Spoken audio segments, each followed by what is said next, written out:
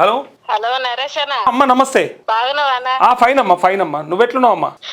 మేము మంచిగానే ఉన్నాం. మంచిగా ఉన్నారా? ఇంద్రమ్మ చీర వచ్చిందా? ఇంద్రమ్మ చీర ఇయ్యరంటగానా? ఎందుకు ఇయ్యరు? నువ్వు గ్రూప్లో లేవా? గ్రూప్ లో ఉన్నాం గానీ వెళ్ళాం గానీ ఇయ్యరంటగా అందరికి. గ్రూప్లో ఉన్న వాళ్ళకి కంపల్సరీ ఇస్తారట. ఏ గ్రూప్లా? మీ డ్వాక్రా గ్రూప్ ఉంటుందిగా. కాదన్నా, మరి గ్రూపులు ఉన్న వాళ్ళే ఓట్లు వేస్తుండొచ్చునా? ఇక మరి అట్లంటే అన్ని అంతే అవుతున్నాయి కదా. మరి మన రైతులందరికీ రుణమాఫీ కాకపోయా మరి? రుణమాపు కాలేదు, కొంతమందికి ఇది రైతు బంధు కూడా రాలేదన్నా. మరి వాళ్ళే రైతులా? మరి రానోళ్ళంతా ఎవరు గట్లా? ఏం పాడ ఈ పాలన పాడుగాను. మొన్న జూబ్లీస్ లో ఎక్కించారు కూడా బుద్ధి లేదన్నా. ఎందుకమ్మా గంత మాట అంటే? నిజం, ఈ జనాలకు కూడా బుద్ధి లేక చేస్తారు, సోయలేని పనులు చేస్తారు. మొన్న జూబ్లీస్ లో చూసినావా? చూసే అంటున్నా. ఏం చేసిరాడా? ఏం చేసిర్రు? మంచిగా పైసలు కాశపడి ఆయనని గెలిపించారు కదా. పైసల గెలిపన్నది, పైసల గెలిపేది. అరే అంత మాట అంటే పాపం నవీన్ యాదవ్ చూస్తే బాధపడా? ఏం బాధపడతాడన్నా? రేవంత్ రెడ్డి అనుకోడా అరే నేను ఇంత కష్టపడితే నన్ను పైసల గెలుపు అంటది అని అంటారు.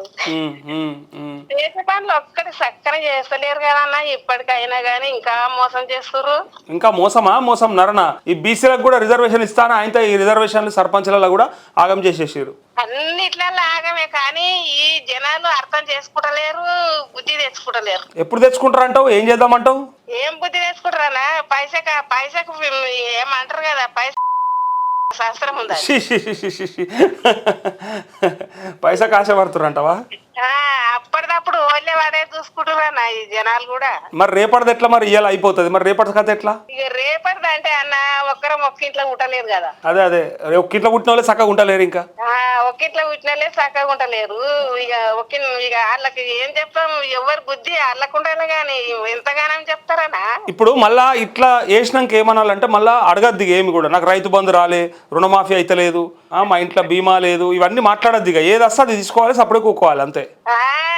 మధ్యలో మాట్లాడుతా నిన్ను కిచెన్ చేస్తారు అంతేనా? అంతే. అటు తీసుకుంటారు, ఇటు చెప్పేది చెప్తారు. వస్తుందో అసలే కానీ మరి నువ్వు కూడా ఎంతగానో పోరాడతావనా? అంతేనా? నువ్వు కూడా పోరాడేది అర్థం చేసుకోవాలిగా ఈ జనాలు. కానీ ఇప్పుడు వాళ్ళు వింటలేరని చెప్పి నేను కూడా మీ లెక్కన అయితే నువ్వన్న మాటకి అవుతుంది, ఇక పైసా అన్నట్టు అవుతుంది. ఇక మనకు అది సోయి ఉన్నోళ్ళం కాబట్టి కొంత ఆలోచన చేసుకుంటూ నడిపిస్తూ ఉన్నాం.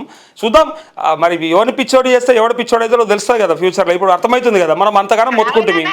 ఇంతగానో పోరాడుకుంటా నిన్ను కూడా పిచ్చోని చేస్తారు. అంతగానో మొత్తుకుంటుంది. రైతు రుణమాఫీ కాకపాయే, రైతు బంధు పడకపాయే, అరే వద్దు వాళ్ళు ఇట్లా నాశనం పడుతున్నారు అంటే కూడా వినకుండా మళ్ళా వాళ్ళే అంటే ఎవడేం చేస్తాడు? ఎవరి కర్మాలు అనుభవిస్తారు. కూడా పెడతారు. ఇక మరి ఏం చేస్తారు? ఇప్పుడు బర్రె నిడిచిపెట్టి దున్నపోతుని కట్టుకున్నట్టు అయింది. ఇక తాంతది అది కొన్ని రోజులు. ఏం చేస్తుంది? అది అట్లనే అవుతుంది. వాళ్ళు గొంతలు పడేది కాక అయినోని కాని అందరినీ అదే గుంతలో తొక్కని వాళ్ళు దొక్కుతురని మనం బాధపడేది లేదు, మనం భయపడేది లేదు. మన ప్రయత్నం మనం చేస్తే ఎన్నటికన్నా మార్పు వస్తుంది జనాలలో. మనమే చూస్తాం, నువ్వే చూస్తావు. ఏం మార్పు వస్తానా? అసలు ఈ జనాలు ఈ పాలన చూసి జనాలు జర్రనన్న సోయి బుద్ధి తెచ్చుకోవాలి. అంటే ఇప్పుడే చేసేదేమున్నది? ఇంకా 3 ఏళ్ళు ఉన్నది కదా అంటారు. ఇంకా 3 ఏళ్ళ, 3 ఏళ్ళ నాడు ఇంకేమి ఆశ పెడతాడో మరి ఇంకెంత మోసపోతారు. అంతేనా? అంతానే ఉంది. ఎట్లా చేద్దామంటావు మరి? ఈ ఊర్లో సర్పంచ్ ఎవరు నిలబడుతున్నావు? నువ్వు నిలబడుతున్నావు అమ్మా? నేనే. నువ్వు నిలబడవా? నువ్వు నిలబడు, ఏం కాదు. నేను నెంబర్కి నిలబడే దమ్ము కూడా లేదన్న నాకు. అయ్యో దమ్ము ఎందుకు కావాలమ్మా? దానికి దమ్ము ఏమక్కరా? దానికి మంచి పని చేస్తామన్న ఆలోచన ఉంటుంది వాళ్ళు. మంచి పని చేస్తామన్నా మంచిగా నమ్ముతలేరన్నా, పైసా పెట్టతో నమ్ముతుర్రు. అరే ఇప్పుడు పాలన బాగాలేదని చెప్తివి రేవంత్ది, మరి నువ్వన్న ప్రయత్నం చేసి నీతోనన్నా అయ్యేది చేయాలి కదా. పైసతోనే పని నడుస్తుందన్నా. మళ్ళీ నీతులు చెప్తారు బయటకు వచ్చి, పాలన బాగలేదు మనం మార్చుకుందాం, ఇట్లా చేద్దాం, అట్లా అన్ని చెప్తారు. కానీ పైసా ఇస్తే మళ్ళీ మారిపోతారు.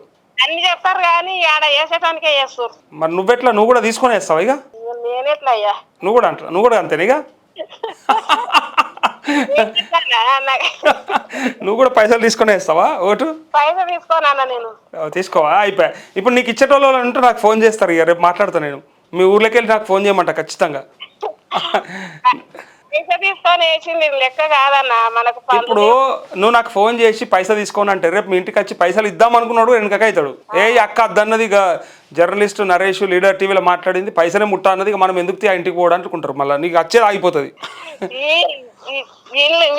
ఇవన్నీ ఇచ్చే పథకాలు ఏమి అచ్చంగా రాంది ఈ జనాలకి ఎందుకంట బుద్ధి లేదో ఎందుకంట సిగ్గు తెచ్చుకుంటలేరో ఏమన్నా.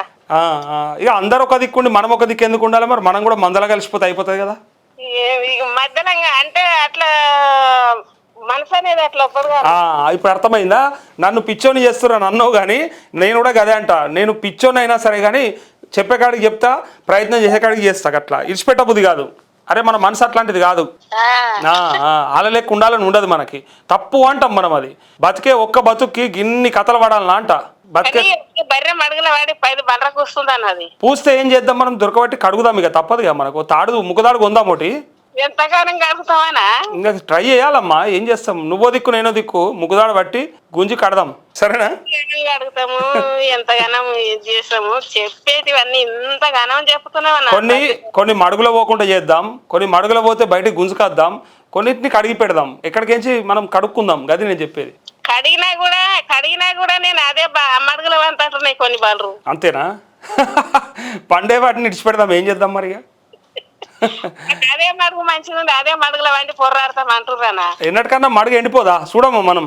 అది ఎన్నడ ఎండిపోతుందా మరి? జనాలు ఎండిపోతుంది. ఎండిపోయినాడు అడక తిన్నీకి మీదికి వేస్తాయి. ఏరక తిననీకి వస్తాయి అప్పుడు మడుగులకి వెళ్ళి. ఇప్పుడు మడుగుల జరంతా 10 ఉండే పట్టుకే ఉన్నాయి కదా అమ్మ. తడి ఉండే పట్టుకే ఉంది.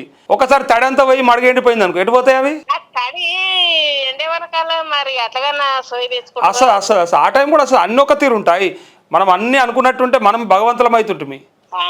అంతే మళ్ళీ మనం కూడా చెప్తాం కదా. ఇటు అటు అటు ఇటు అయ్యేది అయితేనే ఉంటుంది. మళ్ళీ మీదికి పోయింది కిందికి వస్తుంది, కిందికి పోయింది మీదికి వస్తుంది. ఎట్లా తిరిగేది అది. చేద్దామమ్మా చేద్దాం. ఓకేనా? Thank you. అక్క బాధ చూసిర్రా? మడుగుల వండి బొర్లాడుతున్నాయి బర్రెలు అని జనాలు తిడతా ఉన్నారు. చూసుకోర్రు. ఇక ఇంకొక వార్త ఉంది. కిక్కు కావాల్సిందే. 3 రోజుల్లో నూతన మద్యం షాపుల ప్రారంభం. స్థానిక ఎన్నికలు, న్యూ ఇయర్ వేడుకలు, మేడారం జాతరకు ఫుల్ సేల్స్. లిక్కర్ కొరత తప్పదని ప్రభుత్వానికి కంపెనీలే లెటర్ రాస్తున్నాయట. మాతోని కాదు ఆయన సప్లై చేయడం. ఎందుకంటే న్యూ ఇయర్ ఇళ్ళనే వస్తుంది, స్థానిక ఎన్నికలు ఇళ్ళనే ఉన్నాయి, ఓ దిక్కు మేడారం జాతర కూడా ఉంది. ఇక చూసుకోర్రి. ఏమన్నా అవసరం పడుతుందా అంటే మామూలు అవసరం పడదు, ఉన్నదానికంటే ఎక్కువ. ఎందుకంటే కొత్తగా మద్యం షాపులు వచ్చే నెల 1 నుంచి ప్రారంభం కానున్నాయి. దానికి మరో 3 రోజుల సమయం ఉండడంతో ఎక్సైజ్ శాఖ నూతన మద్యం షాపులకు లైసెన్స్ జారీ ప్రక్రియ మొదలుపెట్టింది. మద్యం సరఫరా పైన దృష్టి సారించింది. ఎక్సైజ్ అధికారులు బెవరేజెస్ కంపెనీలతో చర్చించినట్టు తెలుస్తోంది. రాష్ట్ర వ్యాప్తంగా మొత్తం 2620 మద్యం షాపులు ఉండగా స్థానిక ఎన్నికలు, న్యూ ఇయర్, మేడారం జాతరను దృష్టిలో ఉంచుకొని మద్యం కొరత ఏర్పడవచ్చని సర్కారుకు లిక్కర్ కంపెనీలు లేఖ రాసినట్టు. లిక్కర్ కంపెనీలే డైరెక్ట్గా సర్కార్కి లేఖలు రాసి, మరో పక్క మేడారం జాతర ఉంది, ఓ పక్క న్యూ ఇయర్ వేడుకలు ఉన్నాయి, ఇంకో పక్క మీరు పెడుతున్నటువంటి స్థానిక సంస్థల ఎన్నికలు. ఇక స్థానిక సంస్థల ఎన్నికలలో అయితే బీభత్సంగా సేల్ అవుతుంది. బీభత్సంగా ఇక ఊరూరా మద్యం ఏరులై పారుడు పక్కా. ఇది గ్యారంటీ.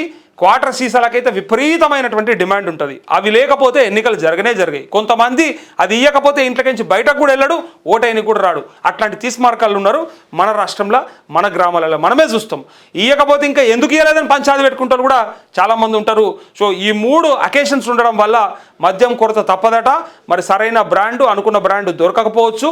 ఉన్నదాంతో అడ్జస్ట్ కావాలి, లేదా ఏడికెళ్ళైనా తెప్పించుకొని ముందే దాచిపెట్టుకోవాలి. పెట్టుకుంటే మళ్ళీ పోలీసు వాళ్ళు, ఎక్సైజ్ వాళ్ళు దొరకబట్టేసి కథం పట్టేస్తారు. ఇట్లా కన్ఫ్యూజన్లో ఉన్నారు మొత్తం. ఇది ఇలా రాష్ట్రంలో ఉన్నటువంటి పరిస్థితి.